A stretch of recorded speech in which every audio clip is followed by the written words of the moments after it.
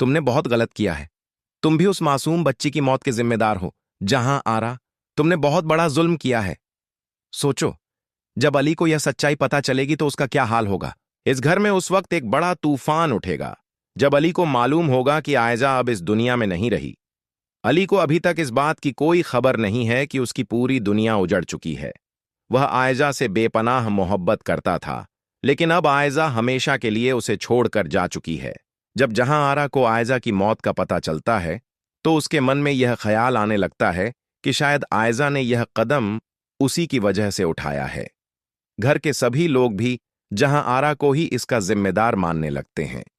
मीर नोमान भी उसे साफ शब्दों में कहता है, पहले तुमने आयजा के पिता की जान ली और अब आयजा की मौत की वजह भी तुम ही बनी हो। उसकी मौत की जिम्मेदारी सिर्फ तुम्हारी है। लेकिन सबसे बड़ा सवाल यह है कि जब अली को आयजा की मौत की सच्चाई पता चलेगी, तब उसका क्या होगा। जिस लड़की से वह बेइंतहा प्यार करता था, उसके जाने का सदमा वह कैसे सह पाएगा। शायद वह अंदर से पूरी तरह टूट जाएगा। वहीं दूसरी तरफ आयजा की मां भी खुद को इस हादसे का जिम्मेदार मान रही होती है। उसे बार बार यही लगता है कि अगर उसने समय तुमने बहुत गलत किया है। तुम भी उस मासूम बच्ची की मौत के जिम्मेदार हो। जहां आरा, तुमने बहुत बड़ा जुल्म किया है। सोचो, जब अली को यह सच्चाई पता चलेगी तो उसका क्या हाल होगा। इस घर में उस वक्त एक बड़ा तूफान उठेगा जब अली को मालूम होगा कि आयजा अब इस दुनिया में नहीं रही।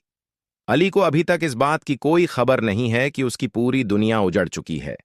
वह आयजा से बेपनाह मोहब्बत करता था, लेकिन अब आयजा हमेशा के लिए उसे छोड़कर जा चुकी है।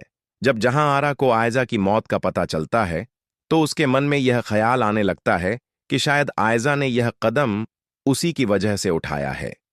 घर के सभी लोग भी जहां आरा को ही इसका जिम्मेदार मानने लगते हैं। मीर नोमान भी उसे साफ शब्दों में कहता है, पहले तुमने आयजा के पिता की जान ली और अब आयजा की मौत की वजह भी तुम ही बनी हो। उसकी मौत की जिम्मेदारी सिर्फ तुम्हारी है। लेकिन सबसे बड़ा सवाल यह है कि जब अली को आयजा की मौत की सच्चाई पता चलेगी, तब उसका क्या होगा। जिस लड़की से वह बेइंतहा प्यार करता था, उसके जाने का सदमा वह कैसे सह पाएगा। शायद वह अंदर से पूरी तरह टूट जाएगा। वहीं दूसरी तरफ आयजा की मां भी खुद को इस हादसे का जिम्मेदार मान रही होती है। उसे बार बार यही लगता है कि अगर उसने समय